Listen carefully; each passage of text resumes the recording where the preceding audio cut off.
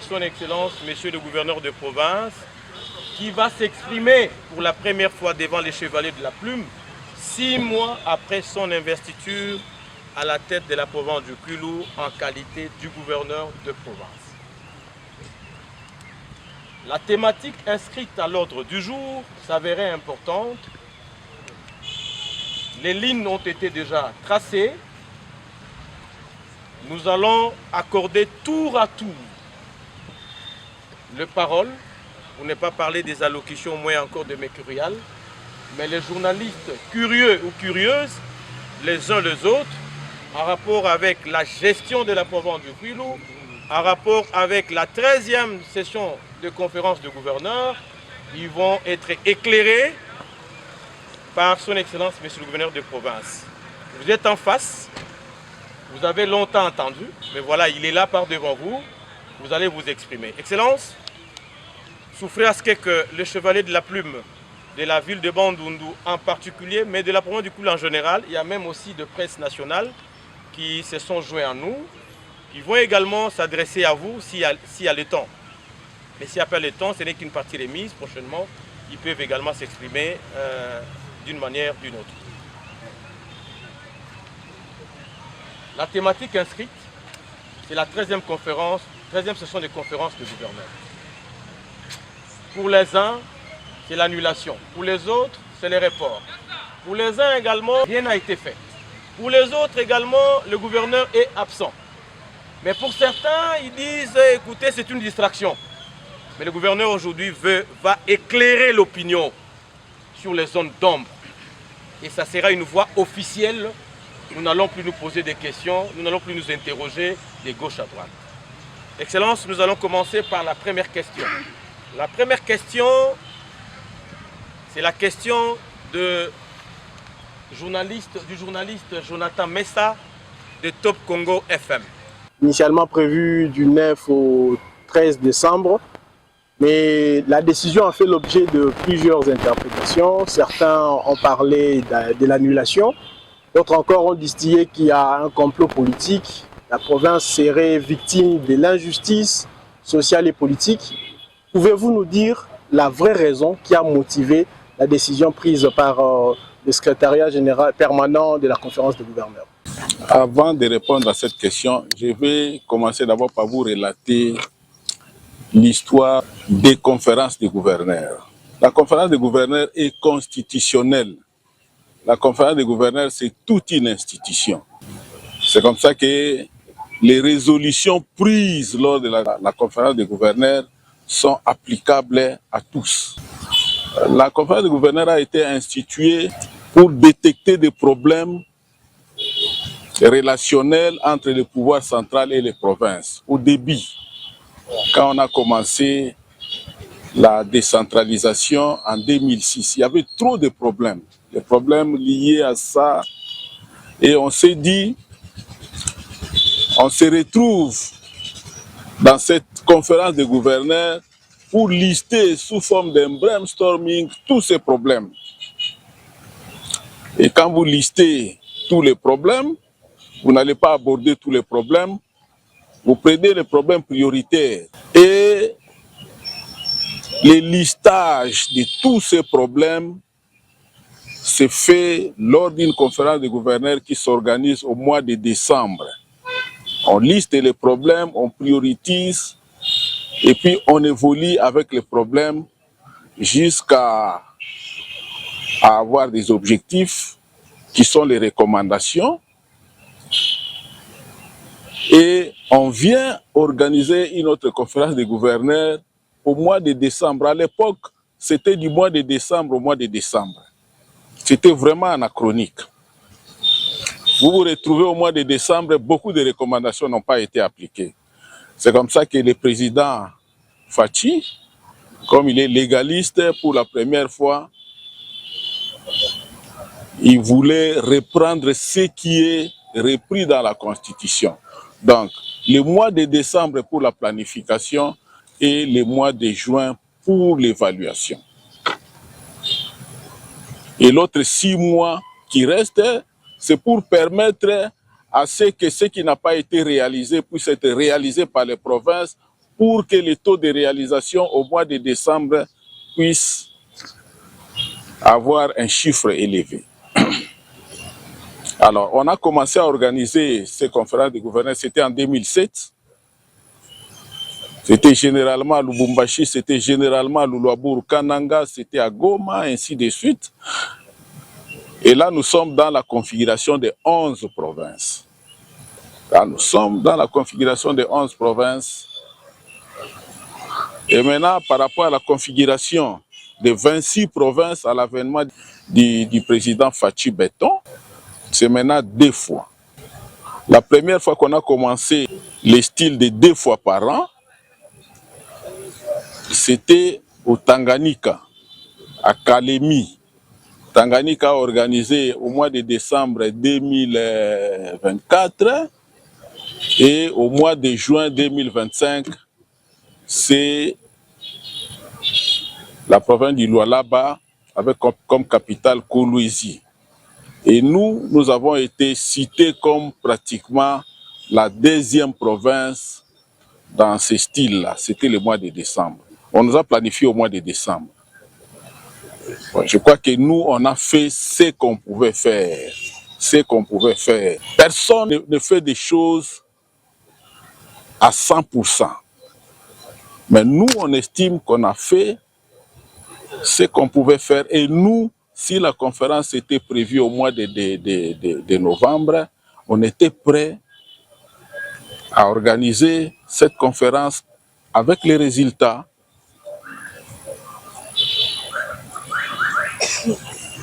Mais les raisons du report, je crois que vous les trouvez dans les communiqués du secrétaire permanent. Je crois que ces communiqués-là, pour ceux qui ont les numéros de téléphone, on va vous balancer. Et dans ces communiqués, on vous évoque les raisons du report. On dit qu'il y a des techniciens qui étaient sur le terrain, qui étaient en train d'évaluer. Alors, c'était pour permettre à ce que ces techniciens-là rentrent, fassent leur rapport, qu'on a dit, comme ces techniciens ne sont pas encore rentrés, et on fait les rapports. Les raisons sont dans ce communiqué de presse que je vais balancer à certains d'entre vous, et c'est là où vous trouverez les raisons. La conférence des gouverneurs est organisée comme ceci. C'est le chef de l'État qui est le président. La première ministre est le vice-président. Le ministre de l'Intérieur est le rapporteur. Et le ministre de l'Intérieur est secondé par le secrétaire permanent qui s'avère être le secrétaire général à l'Intérieur. Voilà ce que je peux donner comme réponse. Donc, les reports, ce n'est pas la délocalisation. Les reports, ce n'est pas la délocalisation et les reports, ce n'est pas l'annulation. Nous avons la chance dans les Kwilu d'avoir des villes et j'en appelle à l'unité de ces 2 populations. J'en appelle vraiment à l'unité de ces 2 populations. Le chef de l'État va venir dans notre province. Il faut vraiment que nous puissions montrer que nous sommes unis. Voilà ce que je pouvais donner comme réponse à cette question. Monsieur le gouverneur, d'autres provinces ont choisi de grandes salles pour organiser la conférence des gouverneurs. Mais pourquoi chez nous, ici au Kwilu, vous avez opté pour des chapiteaux? Et explique-nous un peu ces chapiteaux. Les chapiteaux en question, sont-ils déjà ici à Bandundu et combien de temps prendra-t-il pour son installation? Il faut connaître les réalités de notre pays. La plupart des bâtiments que nous avons, la plupart des grandes salles que nous avons sont des salles qui sont devenues vétustes. Les autres conférences, je n'avais pas assisté, mais moi j'ai assisté aux conférences qui se sont organisées au Palais de la Nation. Pendant l'épidémie d'Ebola, je crois qu'il y avait 2 ou 3 conférences, 2020, 2021 et 2022. Ces conférences se sont organisées à Kinshasa, au Palais de la Nation. Le Palais de la Nation, c'est là où on a proclamé l'indépendance de notre pays. C'est une salle exiguë. Et à l'époque, j'étais directeur de cabinet. Je partais comme directeur de cabinet, comme expert. Nous, les experts, on n'entrait même pas dans la salle. Ceux qui entraient dans la salle, c'était les gouverneurs de province qui sont les participants, les 26 gouverneurs qui sont les participants, les 26 présidents des assemblées qui sont des observateurs, et il y a les ministres nationaux qui viennent animer les thèmes et qui sont les panélistes. Mais nous, comme on était des experts, on était dehors. Alors, la première fois que j'ai assisté à une conférence des gouverneurs en dehors de la ville de Kinshasa, c'était à Mbandaka. À Mbandaka, le secrétariat permanent a loué un avion et dans cet avion-là, il y avait le gouverneur, le président des assemblées, les experts. On est arrivé à Mbandaka. Je crois qu'on était avec le chef de division Kipoyi, je ne sais pas s'il est là. On était aussi avec Maître Mouma. Il y avait beaucoup de faiblesses dans l'organisation de cette conférence. Nous, on était partis chercher un logement chez quelqu'un qui avait travaillé à Vodacom ici. On logeait là-bas, on mangeait là-bas. Mais on a vu que la conférence était organisée dans un chapiteau. Dans un chapiteau qui était placé à côté du gouvernorat. Comme nous avons notre gouvernorat ici, à côté du gouvernorat. On a assisté à cette conférence avec ses forces et faiblesses, mais à la fin, il y a eu des résolutions. Alors, depuis ce temps-là, après l'Équateur, on a organisé la conférence dans les Tanganyika, à Kalemi. Et là, on est allé plus loin, on a amené des chapiteaux. Un chapiteau qui a servi de la salle de conférence et un autre chapiteau qui a servi de la salle de restaurant. Il y avait des faiblesses, il y avait des forces. Je crois qu'à cette conférence-là, moi, je n'étais pas parti. C'était Maître Louma qui avait représenté les gouverneurs Kiwaïs, parce qu'on était pendant la période des élections. Il était avec les Dirkaba Kangeji, et il était avec Maître Mouma aussi. Alors, depuis un certain moment, on a pris cette habitude-là. Alors, nous, on s'est dit que nous sommes la province du Kwilu, faisons quand même une innovation. Il ne faut pas que on organise la conférence et 2 jours après, on enlève les chapiteaux. Les chapiteaux rentrent. Généralement, c'est la présidente qui amène ces chapiteaux. 2 jours après, on enlève les chapiteaux restent à Kinshasa. Et la province reste avec quoi? On a dit aussi que le temps est court, on ne peut pas construire. C'est comme ça que nous avons voulu faire un contrat avec une entreprise, commander les chapiteaux à Dubaï, des chapiteaux modernes qui a une durée de vie de 25 à 30 ans. Les chapiteaux que vous voyez au palais du peuple, donc un chapiteau avec climatiseur, avec restaurant, un chapiteau avec toilette à l'intérieur. Mais il fallait que le gouvernement central nous aide à payer la facture. Par rapport à ça, la machine pousse encore.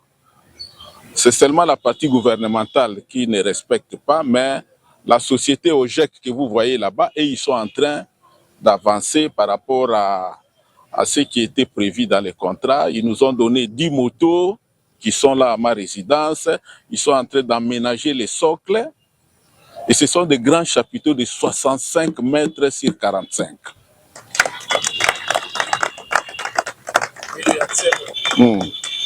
Ce sont des grands chapiteaux de 65 mètres sur 45. On a dit, bon, écoute, comme de l'autre côté, la machine tousse, alors prenons carrément une option, parce que si nous disons que nous, on a commandé les chapiteaux, ça risque d'être une épine pour l'organisation de la conférence, parce que ça peut venir après. Alors c'est comme ça qu'on a dit, on va écrire pour demander, parce qu'on ne connaît pas quand est-ce qu'on va libérer l'argent, on va écrire à la présidence pour que la présidence puisse amener des chapiteaux. Un chapiteau qui va servir de la salle de conférence, c'est ce que vous voyez là-bas, et un autre chapiteau qui va servir des restaurants. On va placer dans les socles. Mais sitôt après la conférence, ils vont partir avec leurs chapiteaux. Et ça, c'est entre nous, nous aussi, comme managers, comme on a l'esprit de la concurrence, nous avons commandé nos chapiteaux, mais on ne veut pas faire trop de bruit sur ça. Ces chapiteaux-là sont des chapiteaux de petite dimension. Dans le lot qui est venu, ces chapiteaux sont là, ça peut nous servir peut-être pour les activités des nôtres, mais pour l'organisation, ces chapiteaux-là sont tellement petits qu'on ne peut pas présenter ça pour l'organisation de la conférence. Mais pour le fonctionnement de notre province à l'avenir, on pourra utiliser ces chapiteaux-là. Donc, je crois que j'avais déjà signé même l'ordre de mission pour que les gens viennent de Dubaï pour venir monter ces chapiteaux. Ils ont dit, ils ont seulement 10 jours. Ce sont les experts. Donc, aujourd'hui, l'expertise pour la fabrication des chapiteaux, c'est à Dubaï. Même les chapiteaux que vous voyez là, à Kinshasa, après la francophonie, ont été fabriqués à Dubaï. On a déjà signé, on avait signé l'ordre de mission pour que 10 personnes quittent Dubaï et puissent venir ici. Et on nous posait la question, si l'avion, dans l'hypothèse où on payerait l'argent, est-ce que l'avion peut quitter Dubaï pour notre aéroport? Mais quand on a présenté la dimension de l'aéroport, on a dit non, les cargos, ça ne va pas aller. Donc, nous sommes dans cette optique-là. On va écrire clairement parce que vous voyez, Mbandaka est quand même loin de Kinshasa. Vous voyez, Tanganyika, Kalemi est quand même loin de Kinshasa, mais les couilles, il n'y a pas trop de difficultés pour amener quelque chose de Kinshasa jusqu'ici. Surtout qu'on présente, qu'on a la même frontière avec la ville-province de Kinshasa. Voilà ce qu'on peut vous dire en très peu de mots, les dossiers des chapiteaux. Monsieur le gouverneur, moi c'est M. Yves Coco du magazine C10 Débat. J'ai deux petites questions à vous poser. La première est celle de savoir le pourcentage d'avancement des travaux, d'état d'avancement des travaux pour la préparation de la 13e session de conférence des gouverneurs. La deuxième question, comment répondrez-vous face à cette rumeur pour l'organisation de la 13e conférence des gouverneurs? Le président de la République ne viendra que pour lancer et le même jour, il se dirigera à Kikwit pour inaugurer quelques édifices et voire même le conseil des ministres va toujours se faire à Kikwit. Alors, que répondez-vous face à cette question qui trouble un peu votre population de la ville? Le pourcentage de l'état d'avancement, je ne suis pas un ingénieur, je ne saurais pas vous donner un pourcentage exact. Hein? Mais je peux vous dire, par exemple, ce que nous avons fait par rapport à l'organisation de la conférence. Quand nous sommes en train de réhabiliter la Maison Blanche ici, la Maison Blanche ici est complètement, les gradins, tout c'est réhabilité. Mon bureau réhabilité, la salle de réunion du Conseil des ministres réhabilité, la grande salle de la Maison Blanche. On est venu nous faire l'observation pour dire que non, il faut changer de plafond. on est en train de changer les plafonds. On a acheté les chaises. Et ces chaises ont été commandées une partie de la Chine et une partie, ça a été acheté à Kinshasa. Les climatiseurs debout, nous avons acheté. Les gens qui seront dans cette salle. Parce que nous, dans notre entendement, on s'est dit que non, comme il y aura des chapiteaux là-bas, le conseil des ministres se tiendra dans cette salle. Et la salle ici, il n'y a pas de débat. Les transports des participants, il n'y a pas de débat. Vous voyez les deux bus qui sont là. Il y a eu des contacts avec certains particuliers qui doivent donner leur véhicule pour la conférence. De ce côté-là, il n'y a pas de débat. Et nous avons l'avantage, ce n'est pas comme à Kolwezi. Hein? À Kolwezi, vous êtes dans un hôtel très loin, vous venez assister à la conférence, vous devez prendre un moyen de transport, vous devez attendre les bus. Mais ici, les conférenciers qui sont les gouverneurs, ils seront logés soit là-bas, soit ici, et s'ils ont besoin d'un moyen de transport. Ils vont manger là-bas, et s'ils ont besoin d'un moyen de transport. Pas besoin d'un moyen de transport. Bon, pour nous, sous forme d'un brainstorming, nous pouvons dire que le taux de réalisation approche 70%. Et 70%, c'est la mention distinction. Amen. C'est la mention distinction pour ceux qui sont de l'enseignement supérieur et universitaire. Donc, notre épine maintenant par rapport aux travaux, c'est l'aéroport. C'est l'aéroport. Et comment est-ce qu'on a retenu l'aéroport? Ça, il faut connaître l'histoire. Hein? Il faut connaître l'histoire parce que nous terminons la conférence des gouverneurs à Kolwezi. Nous faisons un mois avec le président de l'Assemblée en train de tourner partout, en train de toquer toutes les portes. On a toqué la porte du VPM des transports. On a dit la conférence, c'est chez nous. Il faut nous donner les moyens de transport. Lui, il écrit. Il nous demande d'écrire. Nous écrivons. Il écrit. Il donne l'ordre à Transco de nous donner 4 bis. Et vous voyez les 2 bis qui sont là. Et les 2 autres bis vont aller. Et quand nous sommes arrivés à la RVA, on a dit l'avantage du Kwilu, c'est que nous avons 2 villes. Il faut réhabiliter l'aéroport de Bandundu et réhabiliter l'aéroport de Kikwit. Chaque pays, chaque province a des forces comme des faiblesses. Les faiblesses ne manquent jamais.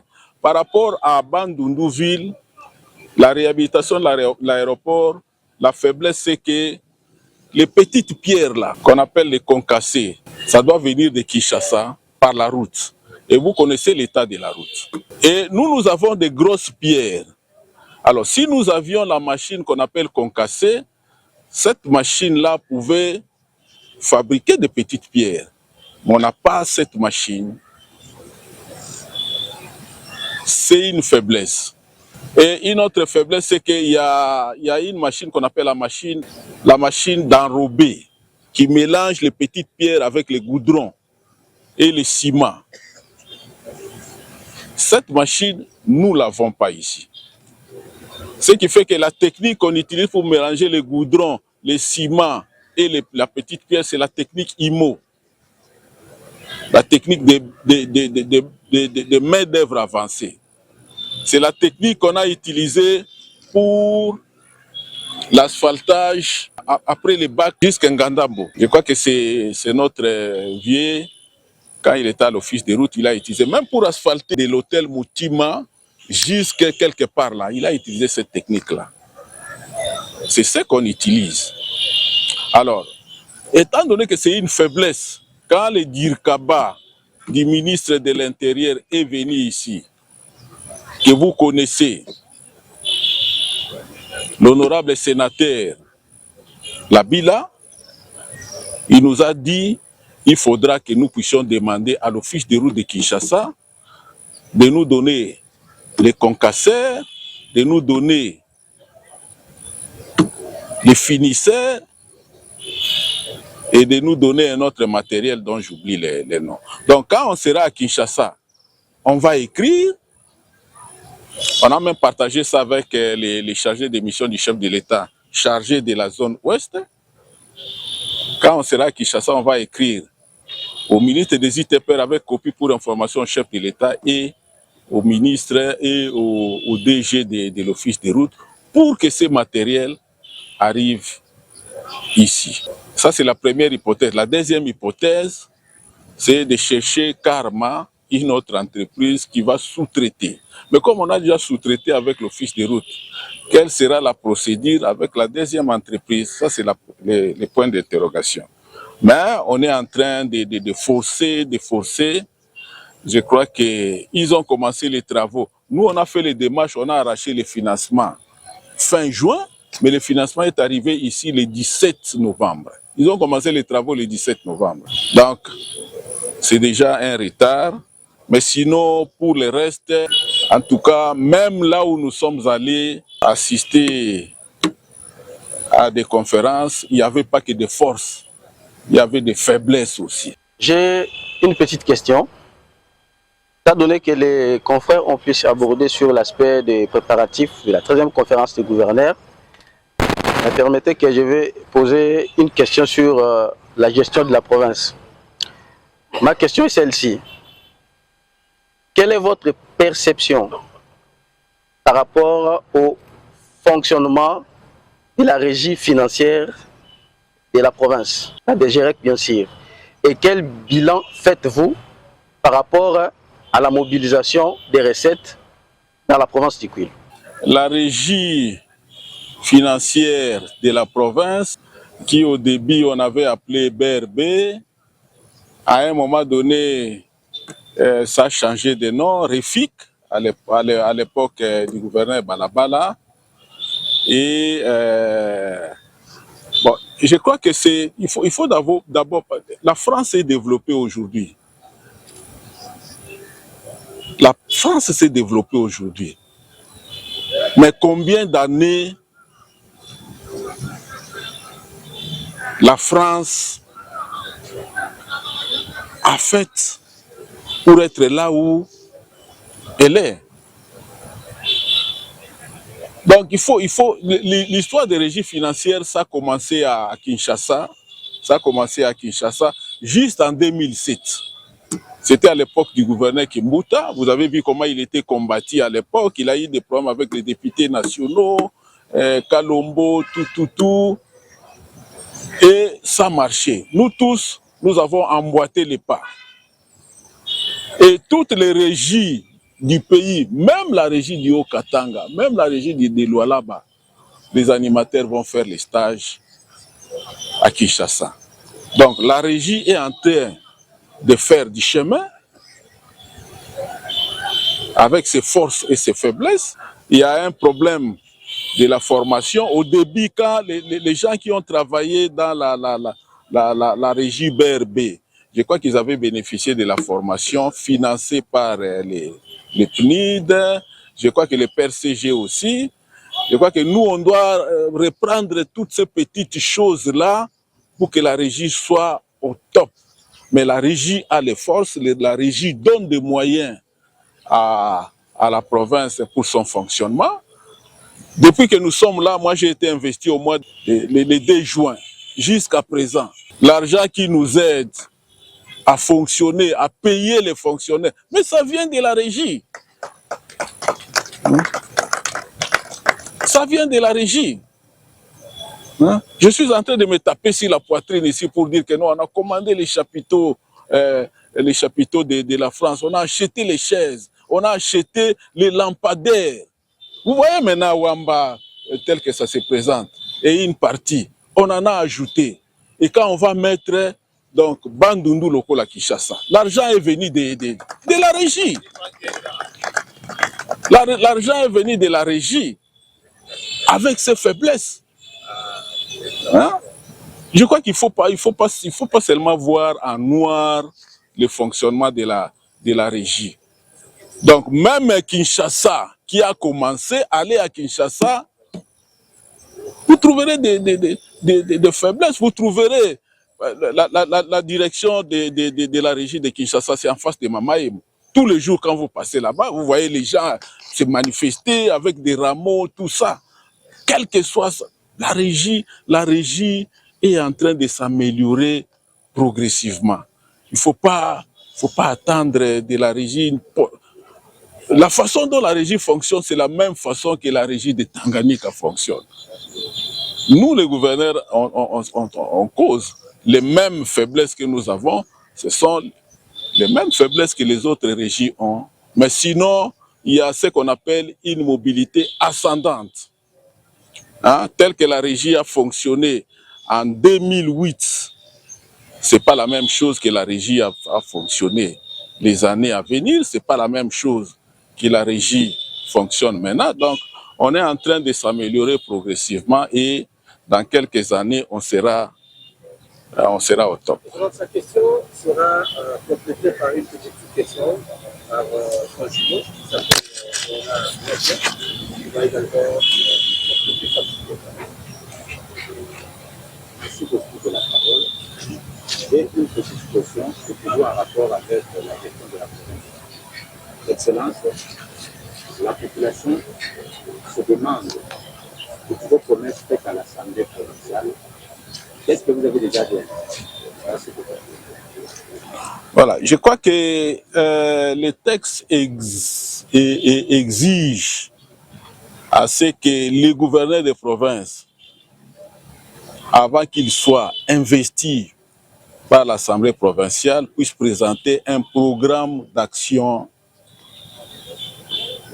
de 5 ans devant les députés provinciaux. Le gouverneur présente son programme d'action, il reçoit le feedback des députés provinciaux qui présentent pratiquement les préoccupations de leur territoire, de leur circonscription électorale. Et quand le programme est accepté, ça devient le programme d'action de la province. Et si vous avez l'habitude de lire, vous allez trouver que le programme d'action est réparti en 5 axes.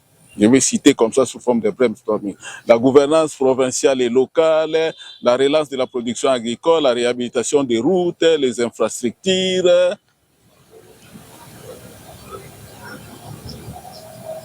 le renforcement du capital humain, et ainsi de suite. Mais pour être systématique, parce que nous, quand on était des étudiants, pendant les jurys, quand on vous pose une question, vous répondez, mais même si vous ne répondez pas avec des éléments, si vous citez seulement les grandes lignes, c'est fini, on vous donne tous les points. Mais si vous citez les points en désordre, on vous dit soit systématique. Mais moi, je serai systématique. Dans l'axe de la gouvernance provinciale et locale, pour l'organisation de la 13e conférence qui a été organisée, nous avons signé un arrêté instituant un comité d'organisation de la conférence des gouverneurs avec des commissions. Et ça, vous ne trouverez pas ça dans une province. Aucune province. Et ça c'est ce qu'on appelle la gouvernance. C'est-à-dire que vous ne voulez pas organiser, vous mettre à organiser la conférence vous-même, mais vous voulez impliquer tout le monde.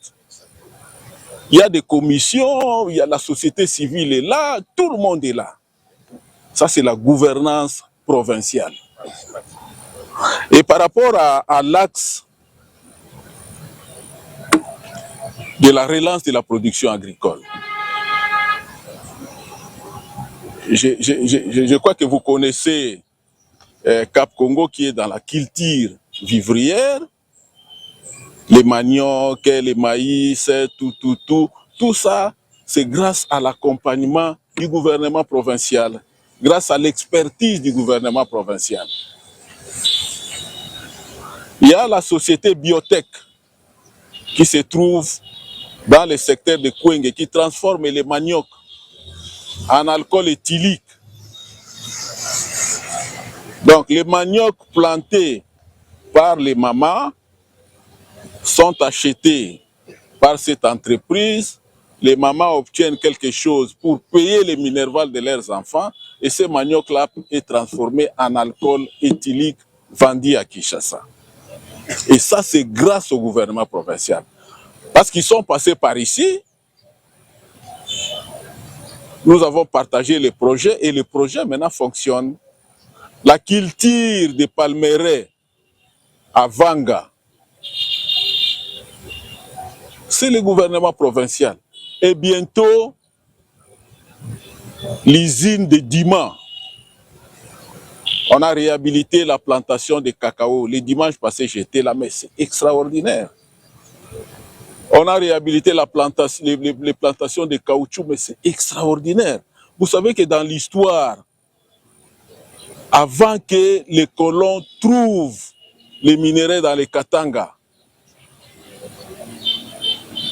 le Katanga a été construit grâce à l'argent qui venait du Kwilu. La vente de l'huile de palme et du caoutchouc. Maintenant, on va réhabiliter cette société. Je crois que le responsable est venu il y a 2 jours et c'est aujourd'hui qu'il reviendra ici. Ça, c'est par rapport à la relance de la production agricole. Nous sommes une province à vocation agricole. Les voies de communication, les routes. Je crois que 46 ans après, les voiries urbaines, 46 ans après que Singa Uju Ongwakebi Untube, proche de Mobutu, qui s'appelait Joseph comme Joseph, Mobutu ait demandé les 8 km de la route que vous voyez ici. 46 ans après, c'est nous qui avons réussi à faire un plaidoyer pour obtenir 22 km pour la province. Et dans les 22 km, on a donné 12 km dans la ville de Bandundu. Vous voyez les travaux qui sont en train de se réaliser. Ce n'est un secret pour personne. Et bientôt, les travaux pour Kanzombi vont commencer. J'ai une petite question, c'est toujours en rapport avec la gestion de la province. Excellence, la population se demande, toutes vos promesses faites à l'Assemblée provinciale, qu'est-ce que vous avez déjà réalisé? Réussi à donner un coup de pouce pour qu'on finance la réhabilitation de la route Bandundu-Bagata, 137 km, et puis Bagata jusqu'à Kambulungu, 195 km. Et nous avons également réussi à obtenir un financement pour 316 jusqu'à Bouzala. Ça, c'est une route de dessert agricole. Nous avons réussi, ça sera fait par les Indiens. Ça dépend de quand est-ce que l'argent sortira pour le financement de cette route. Donc, dans chaque territoire, il y a au moins quelque chose. À Massi, je crois qu'on va faire Mikambo jusqu'à Bongayasa, on va faire Kambulungu, on va faire Massi jusqu'à Lumbi, on va faire Kosi, Pai Kongila jusqu'à Kikwit, on va faire Kambulungu jusqu'à Bulungu, on est en train de faire Ingudi jusqu'à Idiofa, on va faire Bachamba, Gungu, Kakobola, Bachamba, Gungu, Kakobola. Vous voyez qu'il y a un équilibre entre les 2 villes et les 5 territoires. Ça, c'est par rapport au 2e axe. Le 3e axe, c'est les infrastructures de base. Les infrastructures de base, les 12 km, j'ai déjà cité, avec 10 km. La réhabilitation des 2 maisons, du gouverneur et du vice-gouverneur. Nous l'avons fait. La réhabilitation du bureau du vice-gouverneur, nous l'avons financé. La réhabilitation de mon bureau, nous l'avons financé et terminé. La réhabilitation de la salle de réunion du Conseil des ministres, je crois que ceux qui sont entrés dans cette salle, quand Kiwai était encore gouverneur intérimaire, ils feront vite la différence entre ce qu'a été cette salle à l'époque et ce que cette salle est maintenant. Maintenant, on est en train de réhabiliter pratiquement. Vous voyez la clôture ici, réhabiliter les gradins, réhabiliter la grande salle. On va changer des plafonds, les socles qu'on est en train de faire. C'est nous, l'aéroport, c'est nous, c'est grâce à notre plaidoyer qui quitte aussi bien qu'ici. Mais maintenant, jeter un coup d'œil à la résidence du chef, c'est également nous. C'est également nous.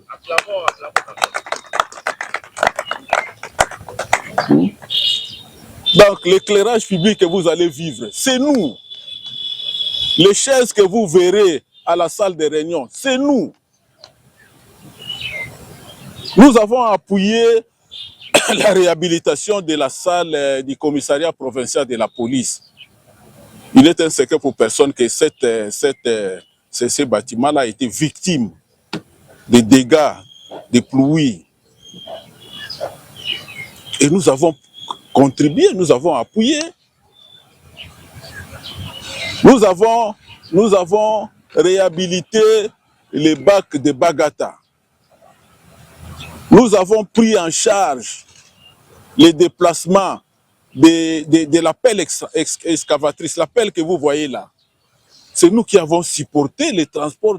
C'était parti d'abord de Chikapa jusqu'à Kikwit, et de Kikwit, c'est arrivé ici. C'est nous, la niveleuse, c'est nous. Voilà, en très peu de mots, les bus que vous voyez, c'est également une réalisation parce qu'il faut avoir un leadership assez avancé pour convaincre les ministres nationaux des Transports, parce que beaucoup de gouverneurs ont tenté, ils n'ont pas réussi. C'est également nous. Les chapiteaux, c'est nous. Donc voilà les résultats en 6 mois. En 6 mois, si nous avons fait ça, et quand on fera 2 ans, ça sera comment? Quand on fera 5 ans, ça sera comment?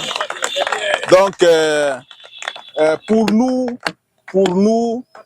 on peut aujourd'hui se taper sur la poitrine pour dire que pendant les 6 mois, on n'a pas dormi, pendant les 6 mois, on a travaillé et on est performant. On est performant. Peut-être on peut faire une auto-évaluation pour dire qu'on a tel pourcentage, mais c'est à vous, à nous évaluer pour dire est-ce qu'on a dormi ou on a travaillé. Parce qu'il faut dire que les élections, on a fait les élections en retard ici, 1 année après les autres provinces. Mais voilà là où nous sommes. Excellence, Monsieur le Gouverneur, les dernières statistiques de l'UNICEF renseignent 5,8 millions d'habitants pour la province du Kwilu. Alors, à ce jour, quelle est la politique publique mise en place par votre gouvernement afin de répondre aux exigences de cette population? Le monde entier a les regards fixés à cet accord. Je ne sais pas quelle lecture en faites-vous. Est-ce que c'est une diplomatie gagnée, réussie par le chef de l'État, ou bien c'est un chapelet plein de bonnes intentions qui n'aboutira peut-être pas à une solution efficace et durable? Merci. 5,8 millions d'habitants pour la province. Je crois qu'il faut prendre ça avec beaucoup de réserve. La seule institution fondée et autorisée à donner les chiffres sur la population d'un pays, je crois que c'est l'INES, mais c'est après le recensement. Le dernier recensement a été organisé dans notre pays en 1984. Et depuis là, on fait les taux d'accroissement de 3%, 3%. Et il est permis de faire les taux d'accroissement 3 fois. Mais nous, comme on a fait ça plus de 3 fois, on est dans les estimations. Dans les estimations. Mais la population d'un pays, c'est un dénominateur. C'est important. C'est important parce que vous planifiez ce que vous faites en fonction de la population. Et dans les détails, il faut aller même jusqu'à dire que cette population-là, la tranche d'âge des femmes, des femmes en âge de procréation, les femmes qui peuvent procréer et de combien les enfants, ainsi de suite. Comme ça, vous planifiez, parce que pour les enfants, vous devez commander les vaccins en fonction de ça. Donc, la population, c'est un élément très important dans la planification pour les politiques publiques. Mais les politiques publiques tournent autour du programme d'action du gouvernement. C'est dans le programme d'action du gouvernement où vous voyez tout ce que le gouvernement a comme intention de faire pour améliorer les conditions de vie de la population. Et améliorer les conditions de vie de la population, c'est un but. Mais il faut aller jusqu'à dégager les objectifs généraux, jusqu'à dégager les objectifs spécifiques, les activités. Et si vous regardez les plans d'action, vous avez tous ces éléments-là. C'est comme ça que je vous renvoie toujours au plan d'action, parce qu'un citoyen responsable doit être capable de chanter ce qui est prévu dans le plan d'action. Si vous chantez ce qui est compris ce qui est repris dans le plan d'action, vous êtes capable de recadrer ce que fait un gouvernement. Pour dire que non, vous avez prévu ça, mais vous ne faites pas ça. Donc, ce que nous avons prévu comme politique publique est repris dans notre programme d'action. Je crois que si le cœur vous en dit, vous pouvez passer au secrétariat pour avoir la copie de ce plan d'action, aussi bien qu'en soft qu'en dire. Bon, Niro, l'accord de Washington, je crois que c'est une très très bonne chose. Hein? C'est une très très bonne chose parce que s'il y a les qualités que notre chef de l'État a, c'est la diplomatie. C'est un diplomate. Parce qu'il a exercé ses fonctions quand il était secrétaire général de l'IDP, chargé des relations extérieures. Hein? Regardez ce qu'il est en train de poser comme acte sur le plan de la diplomatie et arriver à signer cet accord à Washington devant tout le monde. Je crois qu'il faut vraiment, il faut lui jeter des fleurs. Mais lui-même a dit qu'il va respecter les engagements. Mais il faut aussi que la partie adverse puisse respecter les engagements. Mais sinon, c'est vraiment une très très bonne chose et nous devons remercier et féliciter les chefs de l'État pour ça. Matondo mingi, mfumu keti ngelunga tendula na population mambu nyonso yengemi katuka kutuba na Kikongo samu na kupermettre bantu ankaku na kulandanye. La question il y a report, vous mettez des reports qui annulation vers, report qui délocalisation vers. Par raison il y a report qui est évoqué, na communiqué. Il y a secrétaire permanent pour Tindila Kaba province. Je crois que pour chacun d'entre vous, pour les gens qui veulent, je vais leur envoyer la copie de ces communiqués. C'est là où ils vont trouver les raisons. Mais par rapport à ma Kambouya, ma communiqué, pour me tout bata, pour me reprocher à ta partie mon suivant. Pour me reprocher à ta partie mon suivant, pour me tout bas, conférence qui est reportée parce que vous avez King Abantoka sur le terrain, beaucoup à Kinshasa, vous pouvez ça rapport. Dossier à chapiteau, tout bas que non, mais tout province à Kwilu, c'est le quartier latin. Mais que quartier latin, mais que Batomayele. Quand un problème que le que vanda toujours na Lulendo, il y a ça la plus que il n'a que Salema na province. C'est comme ça que l'air betu vanda na campus kana batwaka ku crier province d'abord boula tout le je suis Kwilois aussi. Donc on avait betu vanda avait na complexe ya ku Ansoni ya kutuba Kikongo à l'état na campus betu va tuba Kikongo à l'état. Va tuba Kikongo ya l'état.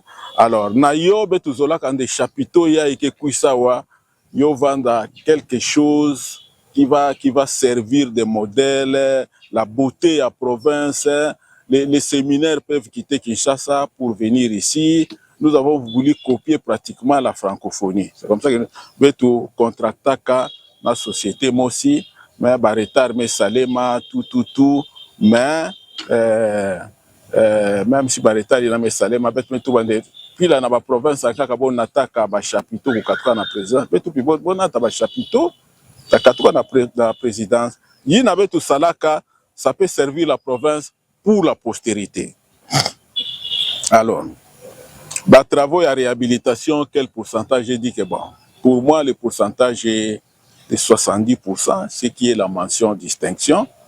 Mon Toubaka, Babissa, le bet me sala pour préparer la conférence, Babissi me kuisa, bet me sumba, Babima, bet me sumba maman. Quoi nananzo na mongeta mona tala, dibuka ba matela. Ba matela, sambu bantui na takuisa na province, ba hôtel en kaka, ngeta mona boke na hôtel, tout ça, matela kelve. Ngeta baka. Tala dibuka ba matela.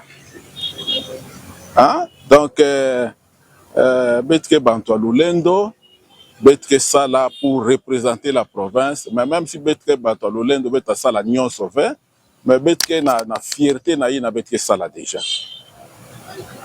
Bon, faiblesse na Betke Kakabe Tutubande aéroport, parce que Mata dit que Katoua na Kinshasa, machine Kelver, Betke Tutubande pour trouver la solution na Bimaïna, Betalomba machine na Kinshasa, na office de route nationale, yo Kuisawa.